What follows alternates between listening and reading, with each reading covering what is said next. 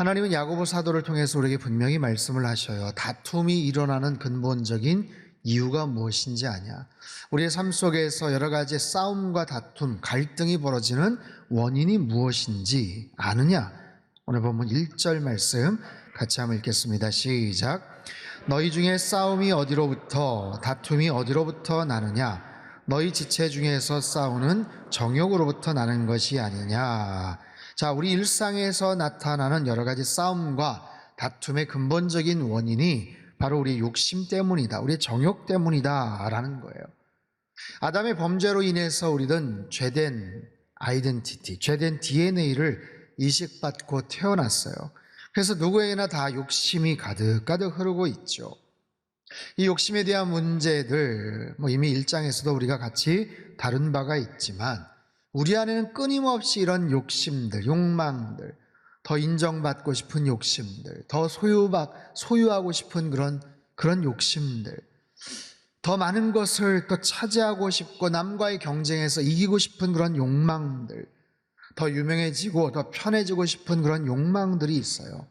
그것으로 파생되는 수없이 많은 시기와 질투, 배신과 교만과 모독과 또 탐욕과 악독과 살인과 간음과 도둑질들, 세상에서 벌어지는 수없이 많은 눈살 찌푸리게 만드는, 아니면 어이없이 우리가 생각하게 만드는 수많은 그런 여러 가지 그런 죄된 결과들을 보면 다 하나같이 우리 안에 있는 욕망, 욕심 때문에 그렇습니다.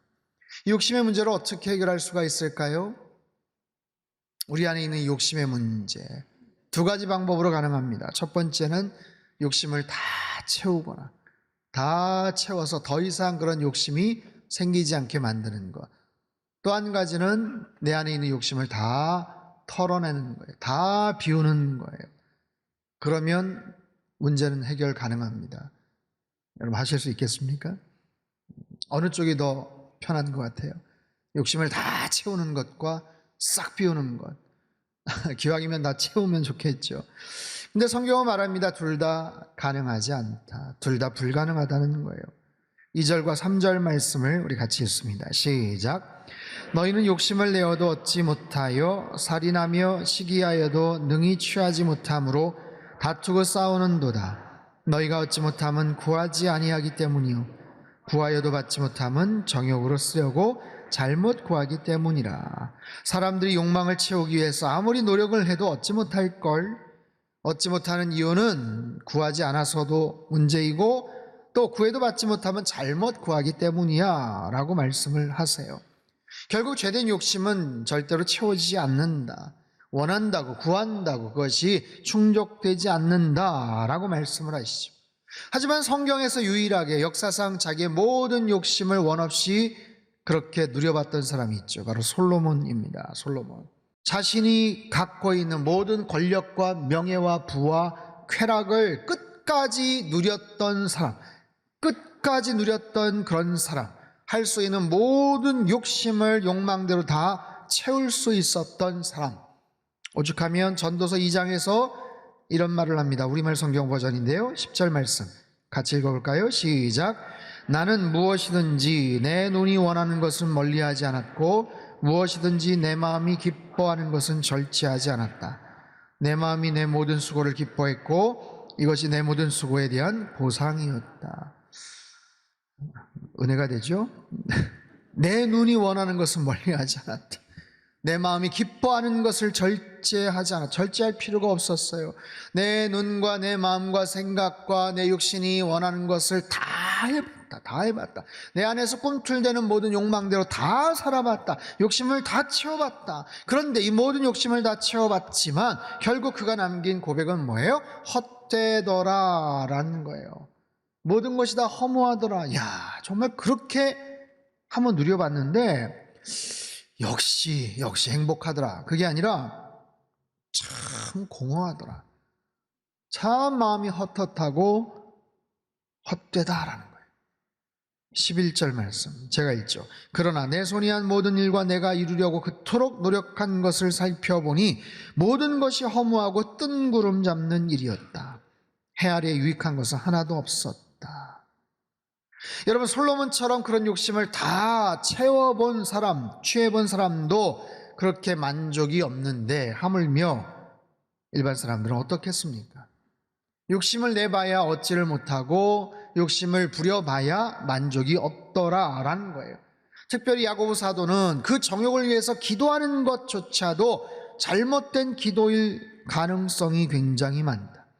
실수와 오류를 범할 수가 있다. 열심히 기도하는데 잘못된 기도를 하는 거예요. 자기 욕심과 이기적인 욕망을 채우기 위해서 자기 멋대로 기도를 하는 거예요.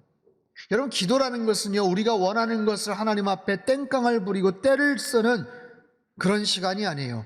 그냥 무작정 하나님 앞에 청구서를 들이미는 그런 시간이 아니에요. 내 자신의 욕구를 채우는 그런 수단이 아니에요. 간절한 자신의 기도 제목들 물론 하나님 앞에 아뢰고 또 기도해야죠. 또 그렇게 응답해 주십니다. 하지만 철저하게 이기적인 욕망과 자기 의에 사로잡힌 그런 기도들 하나님께서 응답해 주시지 않는다. 신학자 바클레이가 기도에 대한 이런 중요한 말을 했어요.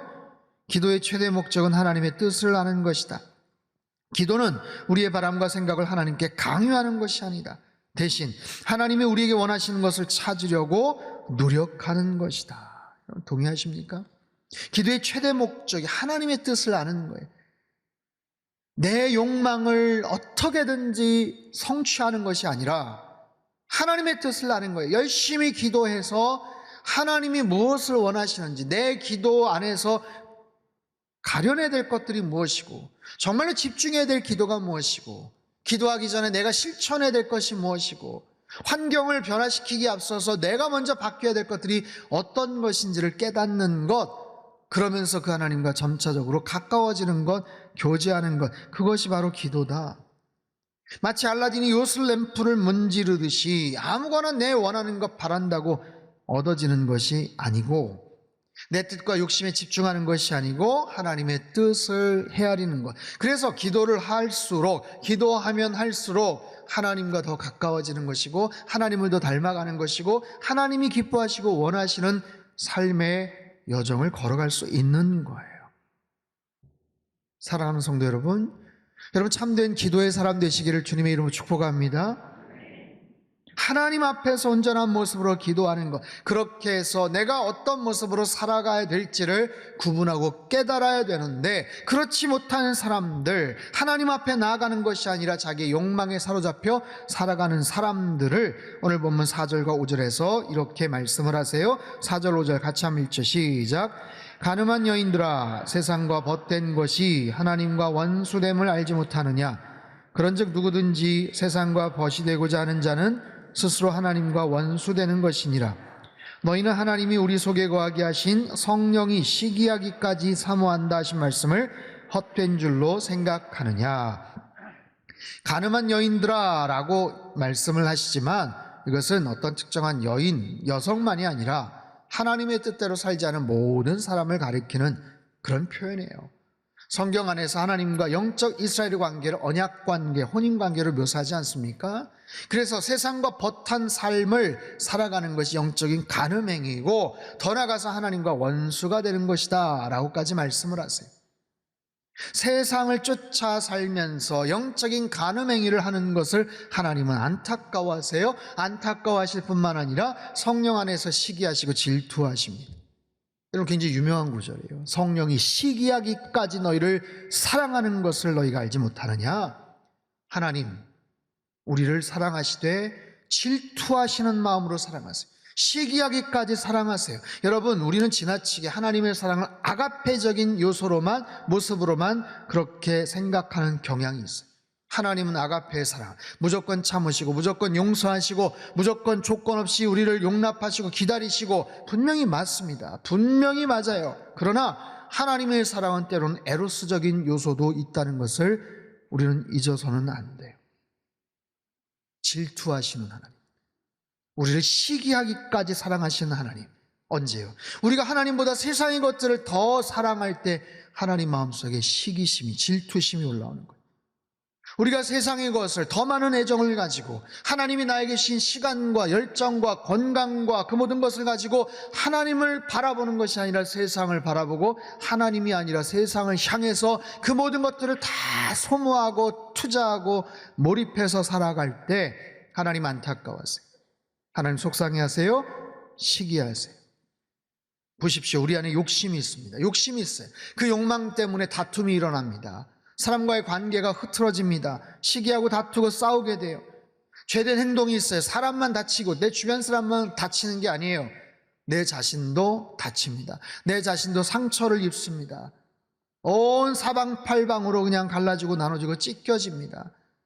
그런데도 불구하고 정욕으로 그것을 얻으려고 하나님 앞에 떼를 쓰듯이 기도합니다. 응답되지 않아요. 더 나아가서 하나님과 원수관계 멀어져요. 점점 더 멀어져요. 우리를 시기하기까지 사랑하시는데 엉뚱한 모습으로 세상에 탐닉하여 욕심에 사로잡혀 살아가요. 이런 모습들을 어떻게 해결할 수가 있을까요? 우리가 하나님의 선을 행하기에 앞서서 내 문제도 지금 해결이 안 되고 있다면 어떻게 누군가를 돕고 하나님의 선을 행하겠어요? 내 문제, 나의 이 욕망의 문제, 이 부분을 어떻게 해결할 수 있겠느냐? 바로 하나님을 가까이 하는 거예요. 자, 오늘 설교의 제목이기도 합니다. 하나님을 가까이 하라. 하나님을 가까이 하는 건, 그럴 때 우리는 하나님의 선을 이루고요, 하나님의 선하심을 내 주변 사람들과 원만한 관계 속에서 펼쳐나갈 수가 있어요. 7절과 8절 중반까지 같이 읽습니다. 시작. 그런즉 너희는 하나님께 복종할지어다. 마귀를 대적하라. 그리하면 너희를 피하리라. 하나님을 가까이 하라. 그리하면 너희를 가까이 하시리라. 아멘. 그런즉, 이거는 그러므로 우리에게 이런 모순, 이런 갈등, 이런 문제, 이런 어려움이 있기 때문에, 그렇기 때문에 그러므로 너희는 하나님께 복종하라. 그리고 마귀를 대적하라. 왜요? 계속해서 부추기니까. 안 그래도 그런 마음이 있는데 악한 마귀 사단이 계속해서 부추기고 먹이를 주고 계속해서 그런 쪽으로 우리를 이끌기 때문에 하나님을 가까이 하라. 그리하면 너희를 가까이 하시리라. 사랑하는 성도 여러분, 저와 여러분 분명히 구원받은 하나님의 자녀인 줄로 믿습니다. 내가 분명히 십자가의 예수 그리스도의 보혈의 능력 안에서 구원받은 하나님의 자녀라는 확신이 있다면, 하나님 나라의 친백성이라는 분명한 관계, 그 신뢰가 있다면, 여러분 이 부분에 대해서 분명히 정리하십시오. 하나님이 나를 자녀 삼아 주셨어요. 그 하나님이 나를 책임져 주셔요. 하나님이 나의 영적인 아버지가 되셔요. 그분이 나를 보호해 주셔요. 그분 안에서 여러분 우리는 완전한 평강과 안정감을 누리셔야 돼요. 여러분 보세요. 사단은 끊임없이 우리를 유혹합니다. 미혹합니다. 넘어뜨리려고 합니다. 심지어 예수님에게까지도 찾아오지 않았습니까? 우리도 마찬가지예요. 끊임없이 옆에서 딴지를 걸고 유혹하고 갈등을 하게 하고 미혹시켜요. 그러나 하나님의 사람, 하나님의 자녀, 하나님의 친백성은 사로잡지 못해요. 우리를 옆에서 깐족거리고 유혹은 할 수 있을지언정 완전히 우리를 사로잡아서 장악해서 어디 이상한 영화나 드라마나 이런 데서 보는 것처럼 귀신이 우리 안에 들어와가지고 그러진 않는다는 거예요. 여러분 그 사실을 우린 분명히 구분해야 돼요. 안 그러면 그것조차도 미혹당해서 불안해합니다. 염려합니다. 나의 영적인 신분과 정체성에 대해서 의심하게 됩니다. 여러분 그러지 않아요. 분명히 말씀하세요. 그렇기 때문에 마귀를 대적하라. 그러면 그가 너희를 피할 것이다. 사랑하는 성도 여러분, 영적으로 늘 담대하여 살아가시기를 바랍니다. 여러분 믿음 안에서 늘 승리하시기를 바랍니다. 그래서 마귀를 대적하면 어떻게 한다고요? 너희를 피하리라. 악한 마귀 사단 나사렛 예수 그리스도의 이름으로 명하노니 내 앞에서 떠나갈지어다. 그러면 선포하는 거예요. 그러면 피하리라. 너희를 피하리라. 그리고 하나님을 가까이 하라. 하나님을 가까이 하라. 너희를 가까이 하시리라. 여러분 하나님을 가까이 하는 것, 우리가 마귀를 대적할 수 있는 최고의 해법입니다. 우리가 직접 싸우려고 노력하고 혼자서 담대함을 갖고 대적하는 것도 방법이겠지만, 하나님을 가까이 하는 것이 마귀를 쫓아낼 수 있는 최고의 능력, 최선의 비결이다라는 거예요. 우리가 하나님을 가까이 하면 하나님도 우리를 가까이 하세요. 이런 마귀가 틈을 타고 들어올 공간이 없어요. 하나님을 가까이 하는 방법에 대해서, 원리에 대해서 8절 후반부 이하 이렇게 설명을 합니다. 8, 9, 10절 같이 한번 읽습니다. 시작. 죄인들아 손을 깨끗이 하라. 품은 자들아 마음을 성결하게 하라. 슬퍼하며 애통하며 울지어다. 너희 웃음을 애통으로 너희 즐거움을 근심으로 바꿀지어다. 주 앞에서 낮추라. 그리하면 주께서 너희를 높이시리라. 아멘. 하나님을 가까이 하는 것에 대한 구체적인 그런 방법들을 설명하는 거예요. 8절 손을 깨끗이 하라. 마음을 성결하게 하라. 죄 짓지 말라는 거예요. 9절 자신의 죄에 대해서 혹시 지었다면 애통해하고 빨리 회개해라. 즉각적으로 그 죄의 문제를 해결하라.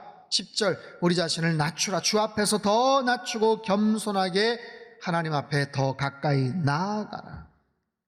여러분, 신앙생활이란 다른 게 아니에요. 내가 믿음 생활을 해, 내가 신앙생활을 해요. 그것은요, 나와 하나님과의 거리에 대한 그런 문제. 내가 어떤 모습으로 지금 신앙생활을 하고 있는가. 다른 말로 말하면 나와 하나님과의 거리는 어떤가, 하나님과의 관계는 어떤가, 내 믿음이 좋아지고 있는가, 성장하고 있는가, 잘하고 있는가, 하나님과의 거리 관계가 점점 더 가까워지는가, 3년 코로나 팬데믹 상황에서 내 믿음이 그냥 확 추락했는가, 아니면 힘들었기 때문에 더 하나님 앞에 매달리고 기도와 말씀으로 하나님 앞에 나아가서 내 믿음이 더 단단해졌는가, 견고해졌는가. 여러분, 하나님을 가까이 한다는 것 두 가지를 꼭 보세요. 첫째는 거리이고 두 번째는 방향입니다. 하나님과의 거리가 어떤가, 하나님과의 방향이 어떤가. 거리는 되게 가까운데 등지고 있다면 그것도 문제가 아니겠어요? 나의 영적인 거리, 하나님과의 영적인 거리, 하나님과의 영적인 방향은 그 하나님을 향해서 나아가고 있는가. 아직까지 거리가 좀 멀긴 하지만 그래도 항상 나의 방향은 하나님을 향해서 나아가고 있는가? 아니면 늘 양다리 걸치듯이 왔다 갔다 하고 갈팡질팡하면서 마음을 잡지 못하고 있는가? 여러분, 어디를 향해 가고 있는가? 어느 만큼 거리를 유지하고 있는가? 여러분, 거리와 방향은 신앙생활에 너무나도 중요한 주제예요. 내가 요즘 누구를 만나고 있는가? 무엇을 가까이 하는가? 거기에 따라서 나의 모습이, 앞으로의 삶이 바뀌어지기 때문에 그래요. 하나님과의 거리, 그 관계는 어떠한가? 여러분, 심지어 사람과의 관계도 마찬가지예요. 여러분, 사람과 사람 사이에 지켜야 될 거리가 있어요. 코로나 3년 동안 정말 귀에 못이 박히도록 거리두기라는 말 계속 듣지 않았습니까? 사람과의 관계도 마찬가지. 거리가 있어요. 보이지 않는 거리, 기분 좋은 거리가 있어요. 사람과의 관계가 다 다르기 때문에 이 정도의 거리인데도 어떤 분들은 서운할 수 있고요, 어떤 분들은 이렇게 갑자기 너무 가깝게 친밀해지지? 그런 저마다의 정해놓지는 않았지만 서로가 감지하는 기분 좋은 거리라는 게 있는 거예요. 여러분, 우리와 하나님과의 관계는 어떠해야 될까요? 할 수 있는 한 가까이 가야겠죠. 시편 기자가 말합니다. 시편 73편 27절 28절 같이 읽습니다. 시작. 무릇 주를 멀리하는 자는 망하리니 주를 떠난 자를 주께서 다 멸하셨나이다. 하나님께 가까이 함이 내게 복이라. 내가 주 여호와를 나의 피난처로 삼아 주의 모든 행적을 전파하리다. 하나님께 가까이 함이 우리에게 복이 되는 줄 믿습니다. 그 여호와를 나의 피난처로 삼아 살아가는 사람들은 복이 있다라고 말씀하세요. 하지만 주를 멀리하는 자, 주를 떠난 자 망하게 될 것이다 말씀하세요. 여러분, 서두에 말씀을 드렸죠. 우리 안에는 죄성이 있어요. 죄의 DNA가 있어요. 그렇기 때문에 죄된 것들에 대해서 반응을 합니다. 굉장히 적극적으로 반응을 해요. 마치 자석이 주변에 철가루를 쫙 끌어당기는 것과 같아요. 본인이 끌려가는 것과 마찬가지.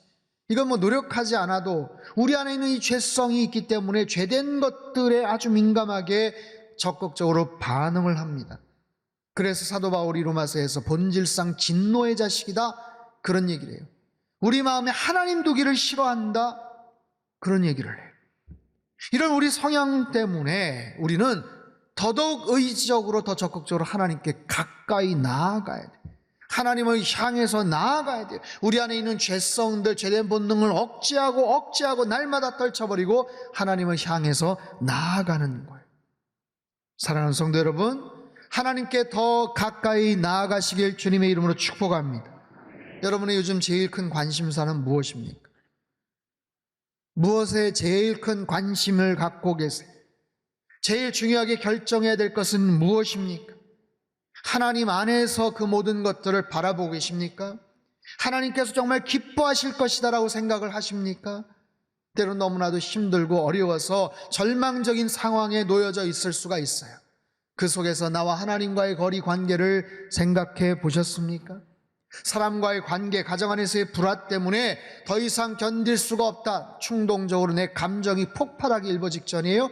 하지만 그 모든 것들을 하나님 앞에서 냉철하게 그리고 신실하게 의뢰를 하셨습니까? 이러면 안 되는데 하면서 죄의 늪 속에서 허우적거리면서 그 상황 속에 점점 더 깊이 빠져들고 있지는 않습니까? 여러분, 우리 안에 죄된 성향이 있어서 그것을 사단 마귀가 계속해서 유혹을 합니다. 그렇기 때문에 마귀를 대적하는 거예요. 흑암 속에서 나오는 거예요. 진리의 태양이신 하나님 앞으로 나아가는 거예요. 여러분이 하나님을 가까이 할 때, 하나님을 사랑하고 하나님께 더 가까이 나아갈 때 그 하나님도 우리와 함께 하시고 우리를 가까이 하실 줄 믿습니다. 우리를 사랑하셔요. 그렇기 때문에 우리를 보호해 주시고 지켜주시고 늘 함께 하신다라는 거예요. 1800년대 미국 뉴욕에서 모자 제조업으로 큰 성공을 한 사업가가 있어요. 실라스 존스 베일이라는 사람이에요. 이분은 아주 신실한 또 찬송곡을 작곡을 했던 사람으로 유명합니다. 이 사람이 멋진 찬송곡을 하나 만들었어요. 가사를 붙이고 싶었어요. 그래서 당대 아주 유명한 패니 제인 크로스비 여사를 찾아갑니다. 크로스비 여사는요, 생후 6개월 때 의사의 실수로 실명을 합니다. 90년이 넘는 삶을 힘겹게 살아가요. 한때 생을 비관하고 자살을 결심도 했었지만 그가 예수님을 만난 이후에 육신이 눈이 어두웠지만 자신의 영의 눈을 하나님이 밝혀주셔서 기쁨과 감사함 속에서 아주 충만한 시를 써요. 무려 6,000편이 넘는 찬송시를 쓰게 됩니다. 이 베일이 친구이기도 했는데 찾아갔어요. 자신이 작곡한 찬송곡을 들려줍니다. 멜로디를 들려줍니다. 크로스비는 조용히 후렴 부분을 듣더니 이렇게 얘기해요. 주님께 가까이라고 말하고 있네요. 이 멜로디가 주님께 가까이라고 말한다는 거예요. 하면서 시를 쭉 써내려갑니다. 후일에 그런 고백을 해요. 내 평생 순례의 길에, 내 평생 순례의 길에 그리스도를 통해 함께 하신 하나님의 임재를 깨닫게 되었고 그 순간 내 영혼의 깊은 곳에서 이 노래의 가사가 쏟아져 나왔다. 가사는 이러합니다. 나의 영원하신 기업 생명보다 귀하다. 나의 갈 길 다가도록 나와 동행하소서. 세상 부귀 안일함과 모든 명예 버리고 험한 길을 가는 동안 나와 동행하소서. 어두운 골짝 지나가며 험한 바다 건너서 천국 문에 이르도록 나와 동행하소서. 주께로 가까이 주께로 가오니 나의 갈 길 다가도록 나와 동행하소서. 찬송가 435장 나의 영원하신 기업의 가사입니다. 사랑하는 성도 여러분, 하나님께 더 가까이 가시길 주님의 이름으로 축복합니다. 뭔지 아세요? 하나님을 가까이 하는 것이 내 인생의 가장 큰 축복이에요. 하나님을 가까이 하는 것이 가장 놀라운 최고의 지혜입니다. 하나님을 가까이 하는 것이 내 인생의 최고의 성공이고 가장 아름다운 인생인 줄 믿습니다.